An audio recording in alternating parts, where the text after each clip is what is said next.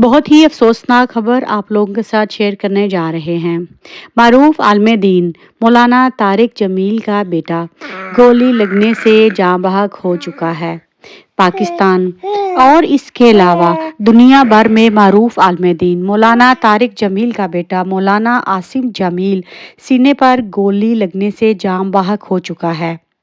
میاں چنوں میں یہ افسوسناک واقعہ پیش آیا جہاں پر مولانا عاصم جمیل نے اپنے سینے پر گولی ماری۔ مولانا عاصم جمیل کو تشویشناک حالت میں تلمبہ کے ایک ہیلتھ سینٹر میں لایا گیا جہاں پر وہ جان کی بازی ہار گئے۔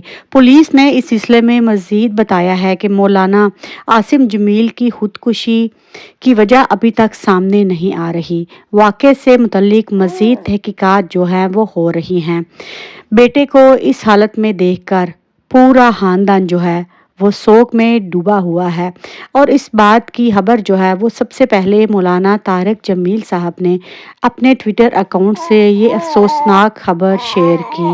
اس کو ابھی تک جو ہے وہ لوگ یہ کہہ رہے ہیں کہ انہوں نے خودکشی کی ہے۔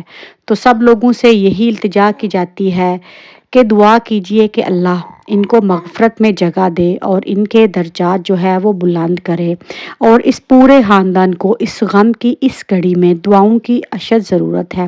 اللہ تعالیٰ ان کے بیٹے کو جنت الفردوس میں جگہ دے، آمین ثم آمین۔